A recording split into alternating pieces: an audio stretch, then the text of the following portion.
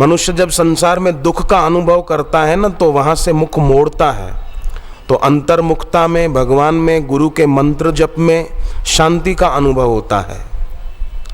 केवल संसार के भोगों में दोष दृष्टि करे तो वैराग्य नहीं होता। कंकरों की निंदा करने से क्या होगा? हीरे की परख भी होनी चाहिए। संसार असार है, कोई सार नहीं, तो फिर सार की खबर भी होनी चाहिए। सार की खबर होने से असार छूटता है। केवल असार की निंदा करने से सार का पता नहीं चलेगा और असार छूटेगा नहीं। कई लोग होते हैं पान पराग खाना समझते हैं भाई अच्छी चीज नहीं है, नहीं खाना चाहिए। कई तीर्थ नदियों में जाकर संकल्प करके आते हैं कि हम नहीं खाएंगे, पर बाद में देखो तो वही बेचारे खाने लग जाते हैं। समझा कि असार है, पर सार की खबर नहीं, परमार्थिक सुख की झलक मिली नहीं, इसलिए बार बार उसके तरफ मन आकर्षित हो जाता है। तो जब ईश्वर में रस का अनुभव होता है तब विषय विरस लगते हैं, नीरस लगते हैं, और उनसे वैराग्य हो जाता है। और वैराग्य होने पर अंतःकरण की शुद्धि होती है, और शुद्धि होती है तो भगवत विषयक बुद्धि होती है, और भगवत विषयक बुद्धि होती है तो अविद्या का नाश होकर आत्म साक्षात्कार होता है। इससे होगा। परंतु कैसी विडंबना है कि संसार में निरंतर दुख मिलने पर भी लोग ईश्वर में दृढ़ता पूर्वक मन नहीं लगा पाते। इसलिए भगवान को गीता में कहना पड़ा, भजन्ते माम दृढ़व्रता यतन्तश्च दृढ़व्रता। कई जगह गीता में आया, पर दृढ़व्रती नहीं हो पाते हैं क्योंकि परमार्थिक सुख नहीं मिला। तो जितना जितना भगवत स्वरूप गुरुदेव के सानिध्य में भक्त आएगा ना, उतना उतना उसको गुरु के सानिध्य से, गुरु की दृष्टि से, गुरु के सत उपदेश से परमार्थिक सुख की झलक मिलेगी। और परमार्थिक सुख मिलने से ही विषय सुख का आकर्षण छूट जाएगा। नहीं तो ये इंद्रियों का असंयम, न खाने का खा लेना, न पीने का पी लेना, न देखने का देखना, न बोलने का बोलना, ये इंद्रियों के असंयम का रास्ता ऐसा है कि इसमें जाएंगे तो विपत्ति ही विपत्ति मिलेगी, और इंद्रियों के संयम का रास्ता ऐसा है कि इसमें जाएंगे तो संपत्ति और सुख मिलेगा। अब मर्जी इंसान की है, वो कौन सा रास्ता अपनाए। दोनों रास्ते हमारे सामने हैं। ये न इष्टम तेन गम्यताम, जो अच्छा लगे, कल्याणकारी लगे, उस रास्ते पर चलो। परंतु उद्धव जी ने भगवान कृष्ण को पूछा, भागवत में 11वें स्कंद में, विदंती मर्त्या प्रायेण विषयान पदमापदाम तथापि भुंजते कृष्ण तत्कथम स्वखराजवत। हे भगवान, जानते हुए भी लोग संसार के विषय भोगों में क्यों लगे रहते हैं? 3 का नाम लिया, श्वान की तरह, खर गधे की तरह, और अज बकरे की तरह क्यों लगे रहते हैं? ये उद्धव जी बोले हैं। तथापि भुंजते कृष्ण तत्कथम स्वखराजवत। तो भगवान कृष्ण उत्तर देते हैं कि लोग जानते हुए भी कि संसार के जो भोग हैं ये हमारे कल्याण के लिए नहीं है, फिर भी उनमें ही लगे रहते हैं। स्वाद सुख में, स्पर्श सुख में, जो धन छोड़ जाना है उसी को इकट्ठा करने में क्यों लगे रहते हैं? भगवान ने उत्तर दिया कि जब मनुष्य प्रमत्त हो जाता है, माने प्रमादी हो जाता है, तब वो ईश्वर को भूल जाता है।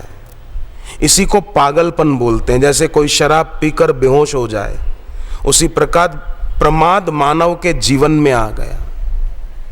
जैसे शराब पी और आदमी बेहोश हो गया, उसी प्रकार प्रमाद की मदिरा पी ली, प्रमाद मनुष्य के जीवन में आ गया और अपने ईश्वर को ही भूल गया। जैसे नशे में अपने को भूल जाए आदमी, अपने घर को भूल जाए। एक आदमी शराब के नशे में डोल रहा था, रात का समय, गुजरात में शराब पर प्रतिबंध। पुलिस वाले ने शराबी को देखा नशे में तो कहा कि इधर क्यों खड़ा है, चल तेरे घर चला जा, मैं जानता हूँ तेरे परिवार वालों को, इसलिए जेल में नहीं ले जाता हूँ, चल चल जल्दी घर जा। बोले साहब घर जाने के लिए इधर खड़ा हूँ। तो बोले खड़े खड़े घर कैसे चला जाएगा? बोले साहब सारा शहर घूमता हुआ नजर आ रहा है और घूमते घूमते मेरा घर आ जाएगा तो मैं चला जाऊंगा। हम शराब के नशे में उसको शहर घूमता हुआ दिख रहा है, बाकी शहर नहीं घूम रहा है, उसका दिमाग घूम रहा है, वो नशे में है। ऐसे ही प्रमाद की मदिरा पीकर लोग उन्मत्त हो गए और ईश्वर को ही भूल बैठे। तो विषयासक्त मन बंधन का हेतु है, निर्विषय मन मुक्ति में हेतु है, ब्रह्म बिंदु उपनिषद कहती है। तो बापू की वाणी और बापू जी की दीक्षा अगर सचमुच कोई लग जाए ना उसको पकड़ के, तो बंधाय विषयासक्तम नहीं, मुक्तये निर्विषयम मनः, उसका मन निर्विषय हो जाएगा। अरे वो मन से पार हो जाएगा, न मन मेरा है न मैं मन का हूं। ध्यानम निर्विषयम मनः। तस्माद् वासनया युक्तम मनोबद्धम विदुर्बुधाः सम्यग् वासनया त्यक्तम मुक्ति मुक्तय विधीयते। वासना युक्त मन को बद्ध बताया और जो वासना से शून्य है वो मुक्त है। तो गुरु की भक्ति, गुरु की वाणी, गुरु की दीक्षा ये अपने आप में बहुत सक्षम है।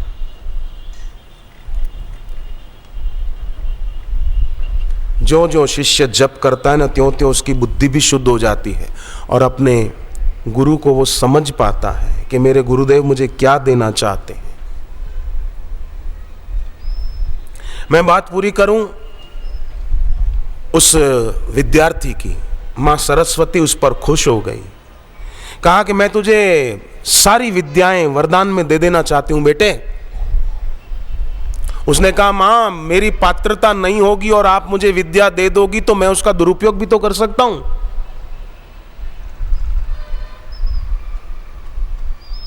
इसलिए मां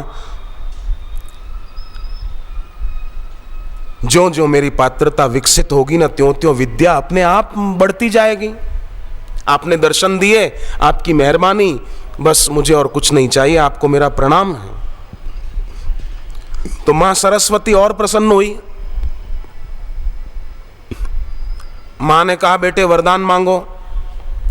तो वो जवान बोला कि मां कुछ देना चाहती हो तो इतना ही वरदान दो कि विद्या प्राप्ति के मार्ग में आने वाले कष्टों से मैं कभी विचलित ना हूं बस, और मैं विद्या प्राप्ति का रास्ता छोड़ न दूं और सद्बुद्धि बनी रहे मां, बस मैं नेकी के मार्ग पर चलता रहूं। मैं हर कन्या को आपका रूप देखूं और अपना मन, अपनी बुद्धि, अपनी आंख मैं पवित्र रखूं मां, बस ऐसा वरदान दे दो। आप सोचो इससे बड़ा कोई वरदान हो सकता है? मां सरस्वती कितनी प्रसन्न हुई होगी। तो हमारे देश के युवा वर्ग की मानसिकता ऐसी हो। भगवान दत्तात्रेय ने भागवत में बताया है कि मैंने 24 गुरु किए हैं, उसमें एक वायु को गुरु बनाया है। वायु से क्या शिक्षा पाई? बोले वायु पसार हो जाती है, ऐसे ही बोले हम संसार में रहें, पसार हो जाएं, चिपके नहीं, कहीं भी आसक्त न हो जाएं, बंध न जाएं। वायु का उल्टा दो, वायु शब्द को उल्टा दो तो युवा होना चाहिए वायु की तरह। इसलिए शायद ये रखा होगा युवा वायु की तरह हो, असंग रहे, अनासक्त रहे।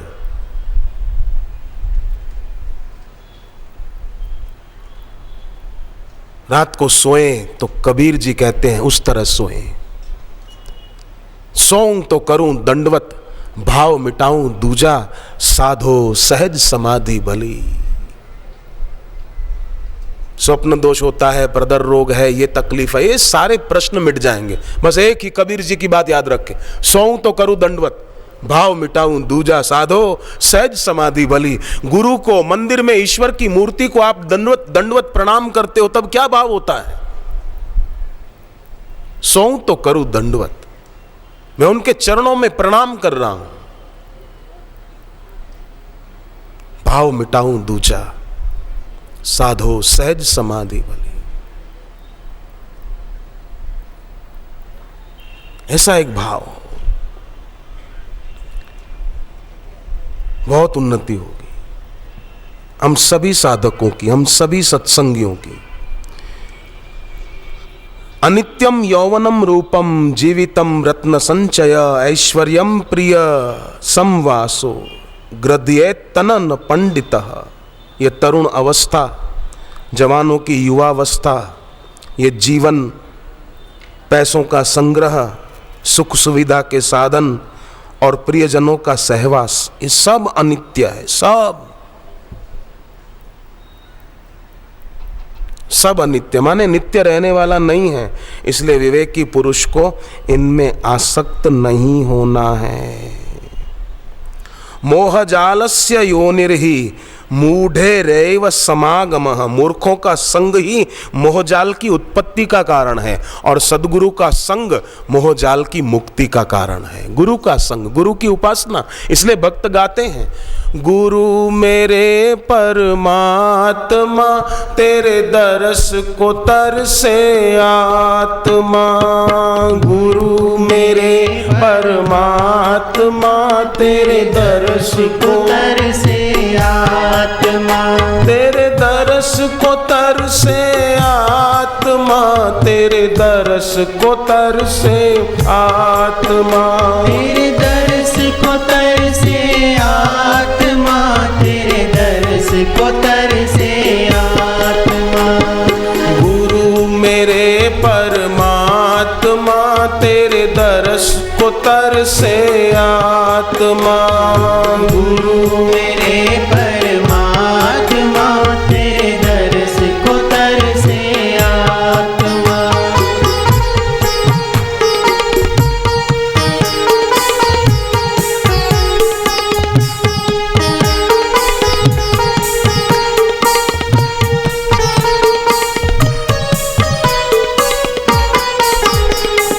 चरण शरण में हमको रखना, चरण शरण में हमको रखना।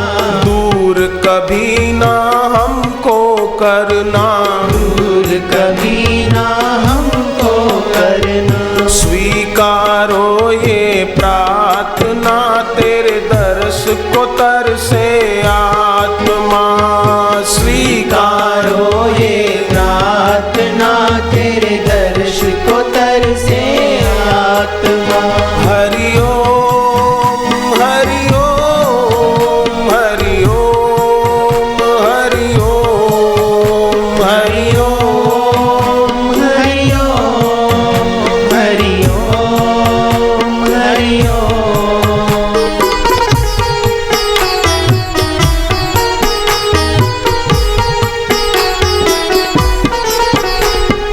बस तेरा ही सच्चा नाता, बस तेरा ही सच्चा नाता। तू ही है हम सबका दाता, तू ही है हम सबका दाता।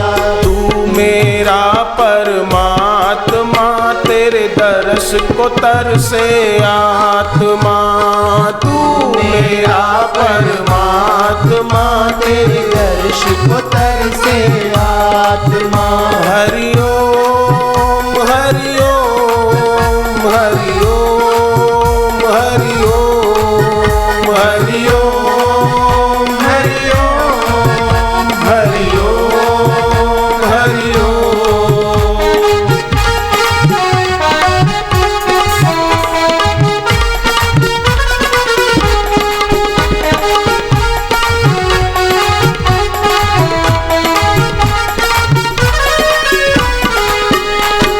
हमने अपनी राह न जानी, हमने अपनी राह न जानी। हर पल की अपनी मनमानी, हर पल की अपनी मनमानी। तू ही हमको अब थामना तेरे दर्श को तरसे आत्मा। हमको अब थामना तेरे दर्श दर्श को तरसे आत्मा। हरि ओम हरि ओम हरि ओम हरि ओम हरि ओम हरि ओम हरि ओम हरि ओम।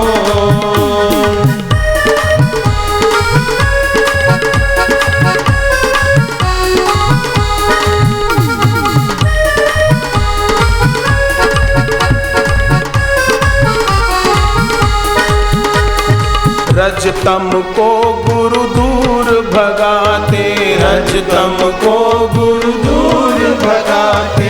रजोगुण और तमोगुण को गुरु अपनी ओजस्वी और तेजस्वी वाणी के द्वारा दूर करने का दम रखते हैं।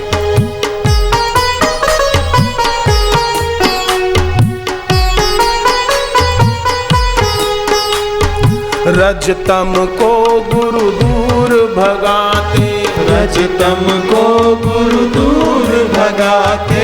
आत्म ज्ञान की ज्योत जगाते, आत्म ज्ञान की ज्योत जगाते।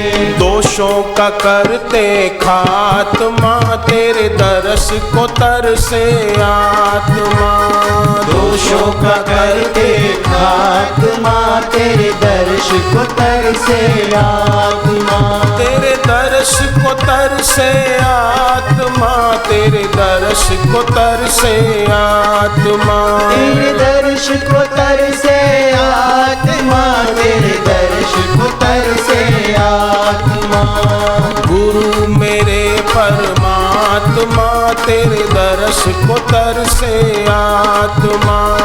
गुरु मेरे परमात्मा, तेरे दर्श को तरसे आत्मा। हरि ओम हरि ओम हरि ओम हरि ओम हरि ओम हरि ओम हरि ओम हरि ओम।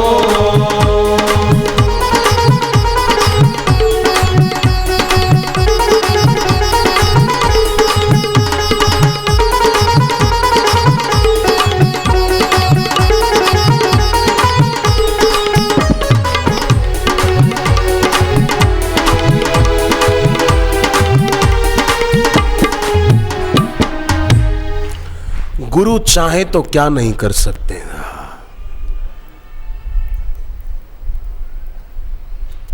क्या नहीं कर सकते।